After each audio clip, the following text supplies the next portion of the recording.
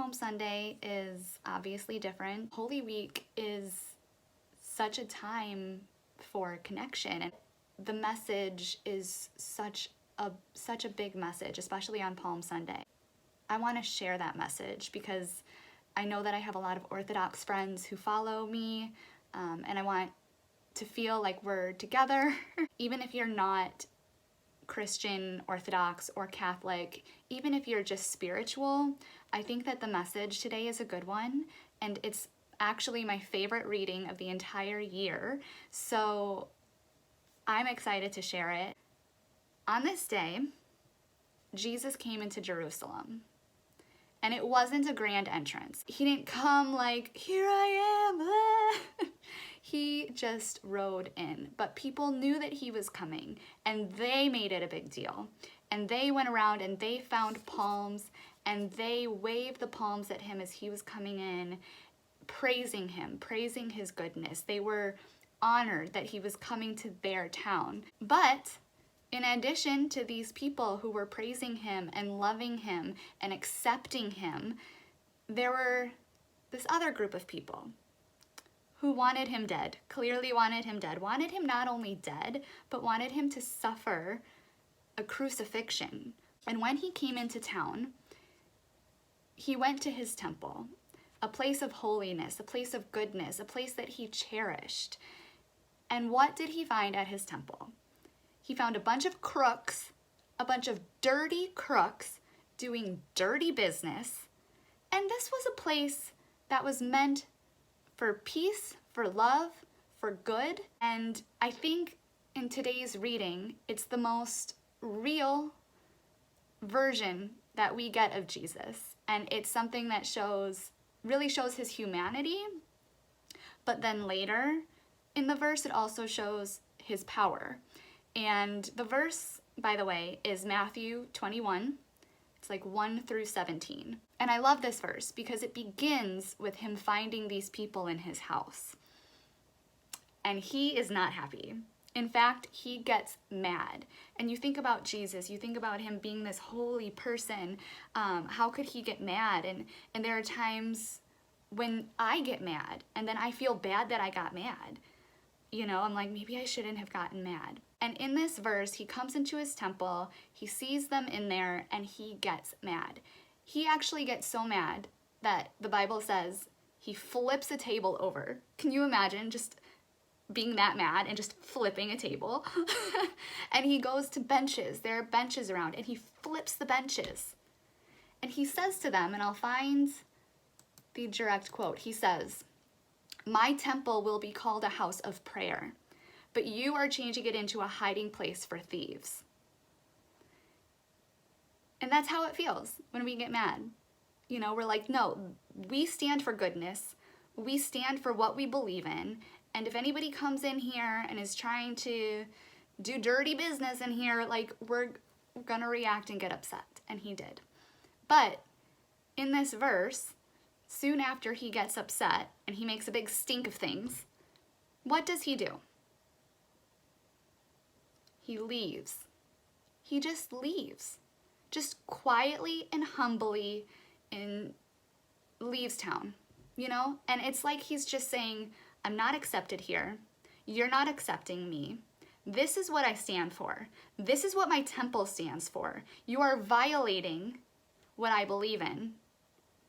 And I'm just gonna leave. I think that that's a really powerful message on Palm Sunday. It's the first message of the verse, is that if someone is not receiving your kindness or not receiving your light, or worse, entering your temple and bringing in negativity and trying to dim your light, trying to actively dim your light rather than just not accepting it, in either of those scenarios, the best thing to do is to just humbly walk away and leave town, maybe not actually like literally a new town, but metaphorically a new town, and continue to spread your light and continue to spread your kindness, but not to that person, not to those people. Let them know that that's not okay, but continue to go your own way. As if the Palm Sunday message can't get any more powerful, it does. Because after Jesus leaves town, he goes to a town called Bethany, and that's where he spends the night. And the next morning he wakes up, and we've all been here. We've all been there, where we wake up and we're starving. And imagine, Jesus was traveling and had a rough night. He was really upset and stressed the day before, and all he wants is a piece of fruit. And he wakes up in Bethany, and he goes to a fig tree, and there's no fruit. This fig tree has no fruit. And he's already having a rough couple days, right? He already had a bad day yesterday. He gets so mad at this fig tree, and he curses the fig tree. And the fig tree instantly shrivels up and dies. And the disciples are with him, and they look at him, and they're like, oh, what was that? What did you just do? And Jesus says this, I will quote it again. The truth is, if you have faith and no doubts, you will be able to do the same as I did to this tree. And you will be able to do more. You will be able to say to this mountain, go mountain, fall into the sea. And if you have faith, it will happen. If you believe, you will get anything you ask for in prayer. So he's saying to us, saying to his disciples, you have the power to kill that tree. You have that power if you believe. You can move a mountain. You can move a mountain into a sea specifically. And what I find interesting about this part of the verse is that he says, you will get anything you ask for in prayer. But yet, where is his fruit? He's still hungry, right? Like, where's his breakfast? Did we forget about breakfast? So you'll get anything you ask for, but now we don't have breakfast and the tree is dead. So I'm not getting everything I'm asking for. Am I? This verse kind of reminds me of the song by Eric Church, where he says like, something, and then he's like, Daddy ain't a bank and God ain't a wishing well. What's that song? I'll have to find the song, but that's what it reminds me of. It's like, Daddy ain't a bank and God ain't a wishing well. And from prayer, we're not necessarily asking God, please give me this, please give me that. We're in a pandemic right now, and people are dying. And there are people in the hospital praying, God, please don't take my wife. God, please don't take my father. And they're not getting what they want. But that's not the message. That's not what God or Jesus is telling us in this verse.